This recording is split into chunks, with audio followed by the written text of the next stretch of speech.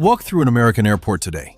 Really look around, and you might feel something is wrong before you can explain it. The terminal is too quiet.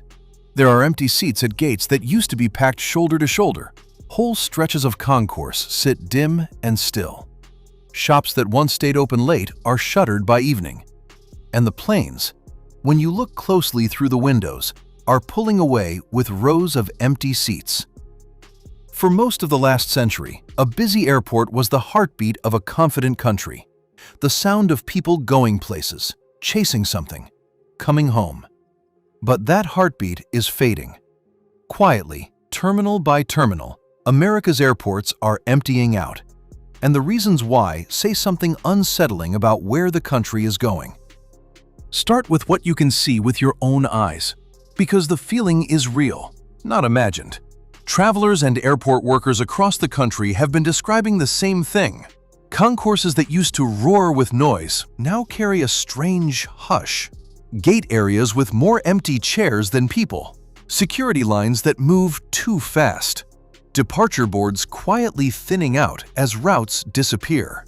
A lone traveler dragging a suitcase down a corridor that was built for crowds. None of it happens all at once. That is what makes it so easy to miss. It happens slowly, a little emptier each season, until one day you stand in a terminal that was designed for a busier country than the one you are living in now. And the numbers behind that feeling are not imaginary either.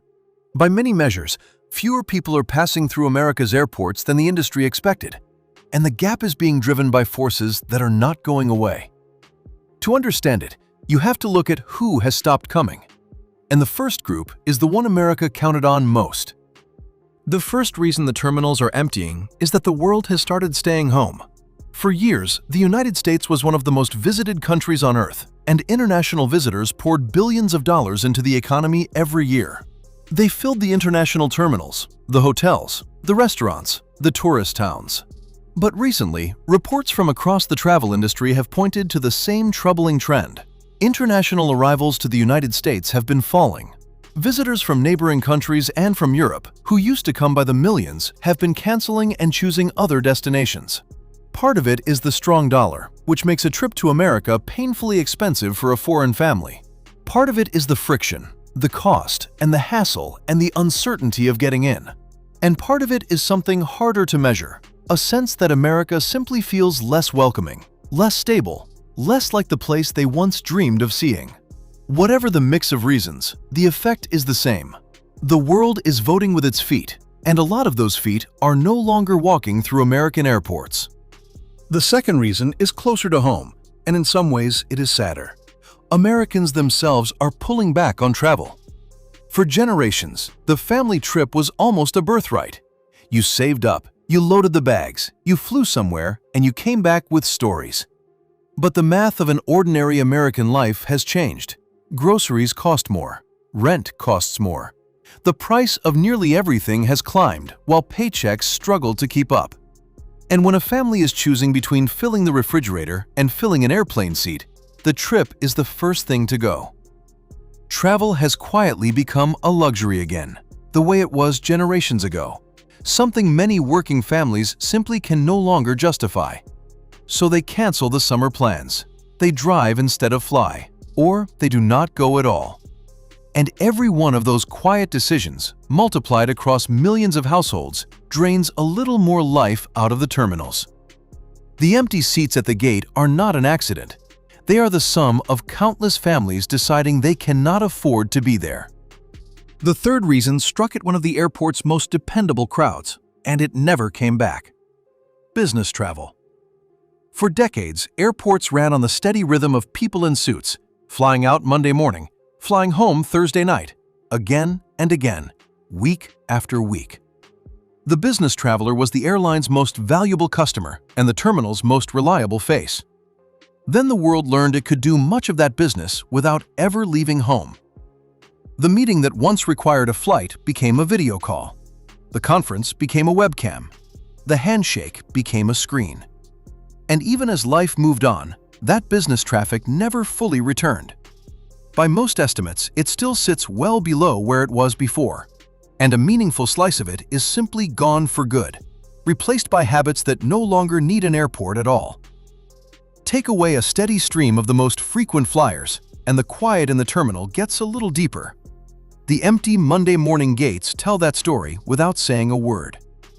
If this quiet decline is something you have felt yourself, take 1 second and subscribe, because the next part is where the emptying out stops being a feeling and starts becoming permanent. Because the fourth reason is the most final of all. America's small airports are not just getting quieter, many of them are dying outright. For decades, small cities and rural towns across the country had their own airports, their own handful of daily flights connecting them to the rest of the world. That connection mattered. It brought in business, kept families linked, gave a small place a lifeline to the big ones. But those flights have been vanishing. The small regional jets that once served those routes are being retired and not replaced. The airlines that flew them cannot find enough pilots, and the routes were never very profitable to begin with. So, one by one, the carriers have pulled out. A town that had 3 flights a day drops to 1, then to none. The airport that was the pride of the community sits with an empty parking lot and a terminal that no longer hears a boarding call. Dozens of small airports across America have lost service or are clinging to it by a thread. And when a town loses its airport, it rarely gets it back. That is not a quiet season. That is a door closing for good. The map of connected America is shrinking, one small city at a time. Now layer all of this together, and you start to see the full shape of it. The foreign tourists staying away, the American families that can no longer afford to go, the business travelers who never came back, the small towns losing their flights for good.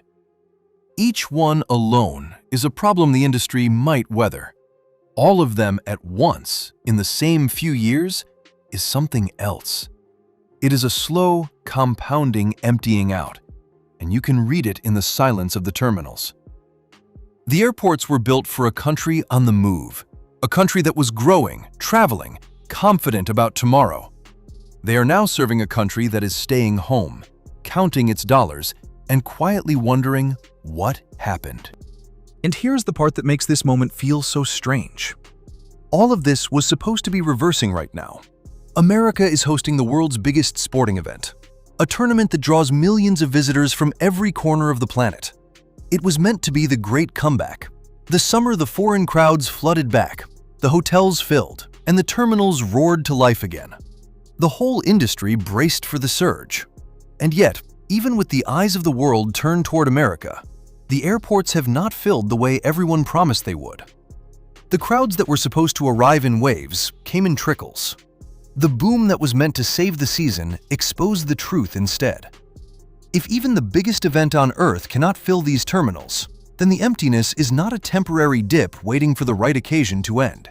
It is the new normal settling in. The party was thrown, the doors were opened, and far fewer people walked through them than anyone wanted to admit. So what do the empty airports really tell us? They tell us something bigger than aviation. An airport is a mirror.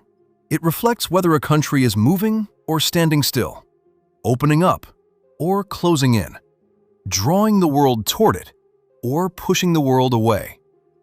For most of living memory, America's airports reflected a nation in motion, restless and reaching outward. The hush that has fallen over them now reflects something different. A public that is tightening its belt, a world that is choosing to look elsewhere.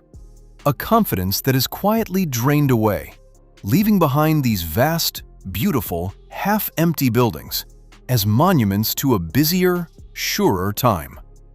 The terminals are not dying because the planes stopped working or the runways crumbled. They are dying because the country that filled them changed, and the airports are simply too honest to hide it. Maybe it turns around. Maybe the dollar weakens, the costs ease, the world warms back up to America, and the crowds return, and the terminals come alive again the way they used to. That has happened before.